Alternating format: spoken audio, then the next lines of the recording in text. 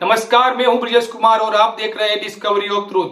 हाल ही में Swami Ramdev versus IMA, Ayurveda versus allopathy विवाद खत्म ही नहीं हुआ था, तभी स्वामी रामदेव ने एक ऐसा बयान दे दिया है जिससे देश की सबसे बड़ी शास्त्रज्ञ विद्वानों की परिषद यानी काशी विश्वविद्यालय परिषद ने स्वामी रामदेव को शास्त्रार्थ की खुली चुनौती दे दी है। स्वामी रामदेव ने ज्योतिष विद्या की एक बार फिर आलोचना की है और एक बार फिर ज्योतिष विद्या का मजाक बनाया है।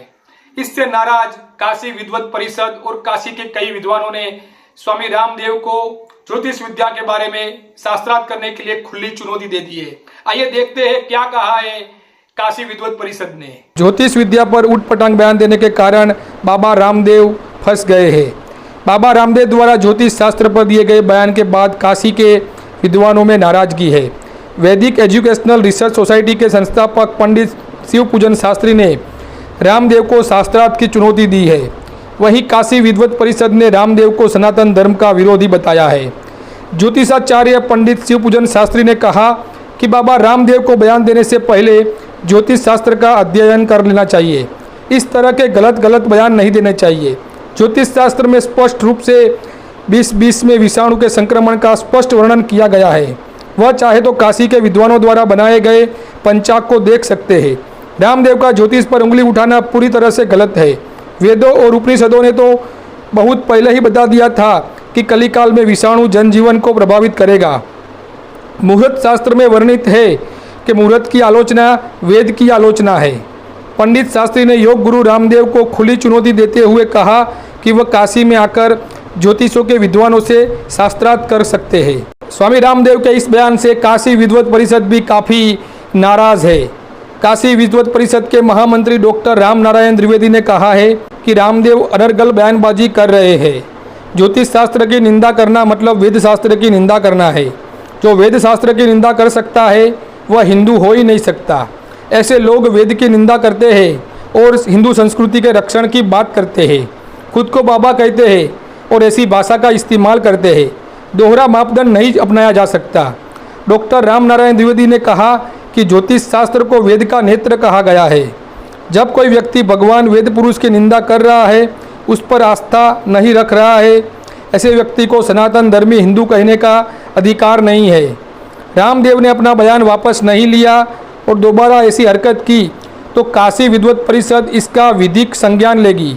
इस मामले में हम पीएम मोदी को भी पत्र लिखेंगे, जिससे कि भविष्य में हिंदू संस्कृति और ग्रंथों की निंदा करने वालों को सख्त नसीहत मिल सके। स्वामी रामदेव ने पहली बार ऐसा बयान नहीं दिया है। अक्सर स्वामी रामदेव ज्योतिष विद्या की निंदा करते हैं। स्वामी रामदेव ज्योतिष विद्या के बारे में आए दिन कुछ ना कुछ बोलते रहते हैं। अक्सर उनके निशाने पर शनिदेव होते हैं। वो शनिदेव को देवता मानने से इनकार करते हैं। वो शनिदेव को सिर्फ एक ग्रह के रूप में देखते हैं। हम किसी को देव माने या ना माने ये एक अलग बात है, लेकिन अगर कोई किसी को देव मानता हो तो उनके निंदा करने का अधिकार स्वामी रामदेव को नहीं है। स्वामी रामदेव के बयानों को देखकर साफ लग रहा है कि उनको ज्योतिष विद्या का 1% भी ज्ञान नहीं है। यदि स्वामी रामदेव को ज्योतिष विद्या का थोड़ा सा भी ज्ञान होता तो वह ऐसी उटपटांग बातें नहीं करते जो आज वो कर रहे हैं। वास्तव में ज्योतिष एक प्रकार की एक विद्या है, यह एक साइंस है। यदि हमको समझ नहीं आ रहा है तो हमको इसको समझने का प्रयत्न करना चाहिए। ज्योतिष विद्या को आज यूनिवर्सिटी में भी पढ़ाया जाता है। अब जो विद्या यूनिवर्सिटी में पढ़ाने लायक है तो उसमें कुछ तो साइंस होगा, कुछ तो तर्क होगा, कुछ तो सच्चाई होगी। वास्तव में यदि देखा जाए तो सभी हिंदुओं को, सभी सनातनियों को ज्योतिष विद्या पर गर्व करना चाहिए। ज्योतिष विद्या हमारे महान ऋषि मुनियों की हमको अमूल्य भेंट है। ऐसी अमूल्य भेंट को हम बिना सोचे समझे काल्पनिक या झूठी या भ्रमित करने वाली कह दे, ये तो मूर्खता है और ऐसी मूर्खता स्वामी रामदेव बार बार कर रहे हैं। स्वामी रामदेव को ज्योतिष विद्या ठीक से समझनी चाहिए और फिर अपना व्यू इनके ऊपर देना चाहिए। तो आइए देखते हैं क्या है स्वामी रामदेव के विचार ज्योतिष विद्या के बारे में। भाठे पर तेल नहीं चढ़ाता, समझे क्या बोला? काला भाटा समझते हो? शनि के ऊपर तेल चढ़ा रहे, शनि जी हमारा कल्याण कर देंगे। अरे तुम्हारे ऊपर शनि चढ़ता है, पाकिस्तान वालों पर क्यों नहीं चढ़ता है?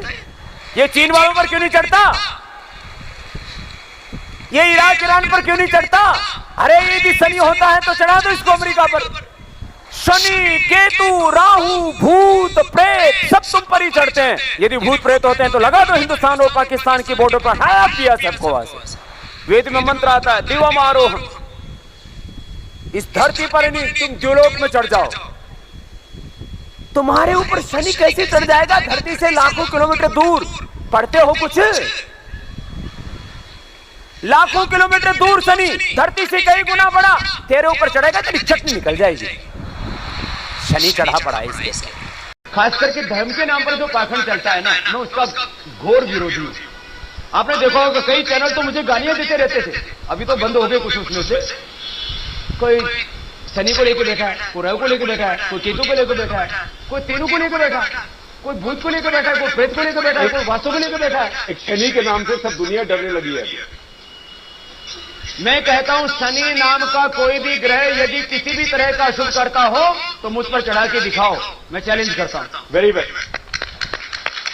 लोगों को बावड़ा बना रखा, बिल्कुल। एक काला पत्थर खड़ा कर दिया, बोले शनि, अरे तेरे काले कर्म हैं उसको उतार ले और काला धन ठीक कर ले। बाकी और कोई काला पत्थर कुछ नहीं बिगाड़ सकता। एक काला पत्थर क्या बिगाड़ देगा? आप लोग तो पढ़े लिखे लोग हो। और यदि शनि ग्रह की बात की जाए, लाखों किलोमीटर दूर रहता, धरती से कई गुना बड़ा है। आदमी कहते हैं मेरे ऊपर शनि चढ़ेगा, तेरी चटनी बन जाएगी शनि चढ़ेगा। मैं एक बात कहता हूं आप लोगों से, खुले आम का बात कर, मैंने कभी भी कोई काम करने के लिए कोई पतरा नहीं दिखवाया। मैं कहता हूं सूरज भगवान ने बनाया, चांद भगवान ने बनाया, धरती भगवान ने बनाई, इसके गति से दिन बनते हैं, इसके गति से रात दिन बनते हैं। तो जब सूरज चांद भगवान ने बनाया, धरती भगवान ने बनाई, तो उसका बनाया हुआ कोई भी दिन अशुभ होता ही नहीं है, हर घड़ी शुभ है। एक बात। दूसरा कुछ लोग वास्तु दोष, इधर से पूर्व से ऐसी एनर्जी आती है, उत्तर से ऐसी, दक्षिण से ऐसी, पश्चिम से ऐसी, ऊपर से ऐसी, नीचे से ऐसी। मैंने कहा तेरी ऐसी तैसी। तो देखा आपने स्वामी रामदेव ने किस प्रकार से हमारे शनिदेव का मजाक उड़ाया है, शनि सिंगणापुर तीर्थ का मजाक उड़ाया है, हमारी ज्योतिष विद्या का मजाक उड़ाया है। ज्योतिष विद्या को वेद की आंख कहा गया है। ज्योति माना प्रकाश और ईश माना ईश्वर। ज्योतिष माना ईश्वर का प्रकाश। जब मनुष्य निराश हो जाता है, हार कर थक जाता है, जब परिस्थितियां विपरीत होने लगती है, तब उनको जीवन में एक नया उत्साह मिले, एक नया मार्ग मिले, इसलिए ऋषि मुनियों ने ज्योतिष विद्या बनाई थी। और ज्योतिष विद्या तनिक भी गलत नहीं है। यदि कोई ठीक से आयुर्वेद ना जानता हो और आयुर्वेद का इलाज करने लग जाए और किसी को इनसे लाभ ना हो, तो आयुर्वेद गलत है ऐसा नहीं कहना चाहिए। इस प्रकार ठीक से ज्योतिष विद्या न जानने वाले यदि ज्योतिष विद्या के बारे में प्रिडिक्शन करने लग जाएंगे, किसी को ज्योतिष विद्या का उपचार बताने लग जाएंगे, तो फिर सामने वाली व्यक्ति को लाभ नहीं होगा। इसका मतलब यह नहीं है कि ज्योतिष विद्या गलत है। यदि कोई सच्चे ज्योतिष विद्या देखकर किसी का भविष्य बताते हैं, तो वो बहुत सारा अच्छा भविष्य दिखा सकते हैं। उनकी समस्या होती है व्यक्ति की, उनसे समाधान भी करवा सकते हैं। ऐसे मैंने कई ज्योतिषों को देखा है। अब भारत में हजारों लाखों ज्योतिष है और करोड़ों लोग ज्योतिष में विश्वास रखते हैं, तो ये सब मूर्ख तो नहीं है। सिर्फ स्वामी रामदेव ही अकेले सबसे होशियार है। बड़े बड़े साधु संत ज्योतिष विद्या का समर्थन करते हैं, क्योंकि ज्योतिष एक विद्या है। अब ज्योतिष में क्या है, यदि ज्योतिष अंधश्रद्धा होती तो ज्योतिष शास्त्र में ये साइंस ना होता। नासा के वैज्ञानिक भी अपने रिसर्च में भारत के जो ज्योतिष शास्त्र है उसका इस्तेमाल करते हैं। ज्योतिष शास्त्र में ग्रह दशा की संपूर्ण सटीक जानकारी दी जाती है। ज्योतिष गणना के आधार पर दुनिया के किसी भी कोने में बैठा हुआ कोई भी ज्योतिष ग्रह दशा का सटीक वर्णन कर सकता है। चंद्र ग्रहण, सूर्य ग्रहण कब होगा वह भी ज्योतिष गणना के आधार पर बता सकता है। तो आप कैसे कह सकते हैं कि ज्योतिष विद्या गलत है? नवग्रह को तो सब मानते हैं और स्वामी रामदेव बार बार कहते हैं कि शनि आप आकर चढ़ जाएगा तो चटनी हो जाएगी, वो लाखों किलोमीटर दूर है, यहां कैसे करेगा। ये जो बातें हैं ना, ये एकदम बचकानी बातें हैं। ऐसी बातें ये कम्युनिस्ट लोग होते हैं ना, जो हिंदू विरोधी है, जो हिंदुओं को बदनाम करना चाहते हैं, ऐसे लोग करते हैं। लेकिन यही शब्द अब स्वामी रामदेव बोल रहे हैं, तो मैं उनको कहना चाहूंगा ये जो नवग्रह है वो एक एनर्जी है, उनकी एनर्जी हमको इफेक्ट करती है। यदि किसी का सूर्य कमजोर है तो समझ लो उनके शरीर में अग्नि तत्व की कमजोरी है। यदि किसी का बुध कमजोर है तो समझ लो उनमें जो एक ग्रीन एनर्जी होती है उनकी कहीं ना उनको कमी होगी। तो ये पूरा साइंस है। यदि इस पर हम बैठेंगे तो 2 घंटे का वीडियो बन जाएगा। इसीलिए मैं शॉर्ट पे ये बात समझाना चाहूंगा कि ये जो ज्योतिष विद्या है वो संपूर्ण साइंटिफिक है, वो पंच तत्वों पर आधारित है।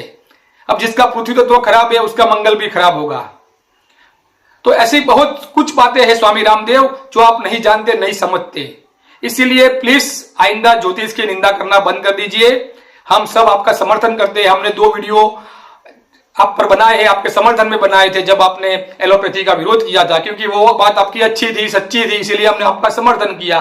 लेकिन अब आप जो ज्योतिष विद्या का आप विरोध कर रहे हो, हमारे शनि सिंगणापुर जैसे तीर्थों का विरोध कर रहे हो, तो हम आपका भी विरोध करेंगे, क्योंकि हम डिस्कवरी ऑफ ट्रूथ है। हम ट्रूथ ही दिखाएंगे, सच्चाई ही दिखाएंगे।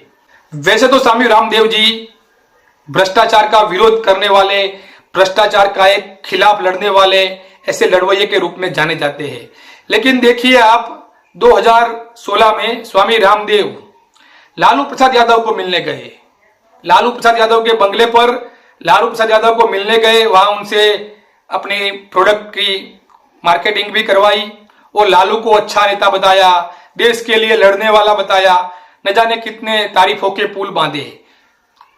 रामदेव का विरोध करने वाले लालू प्रसाद यादव भी रामदेव की तारीफ करने लगे। ये सब बिजनेस फंडा था, एक पॉलिटिकल सेटिंग था। अब देखिए इस रामदेव को जो भ्रष्टाचार की, नैतिकता की बड़ी बड़ी बातें करते हैं, लेकिन यही रामदेव जी लालू प्रसाद यादव जैसे भ्रष्ट, सबको सब जानते हैं कि लालू प्रसाद यादव ने करोड़ों अरबों का भ्रष्टाचार किया है। अब ऐसे भ्रष्ट नेता को अपना ब्रांड एम्बेसडर भी बना देते हैं। इतना रंग तो गिरगिट भी नहीं बदलता जितना ये स्वामी रामदेव बदल रहे हैं।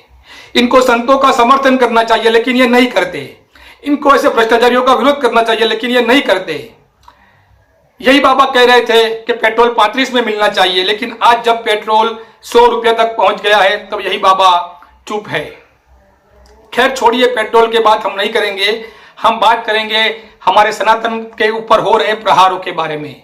यदि रामदेव को ज्योतिष में कुछ समझ नहीं आ रहा है तो पहले उनको ज्योतिष विद्या समझनी चाहिए, ठीक से सीखनी चाहिए, अच्छे विद्वान ज्योतिषों से परामर्श करना चाहिए और फिर ज्योतिष विद्या के बारे में अपना रिव्यू या अपना कुछ जो बोलना है वो बोलना चाहिए।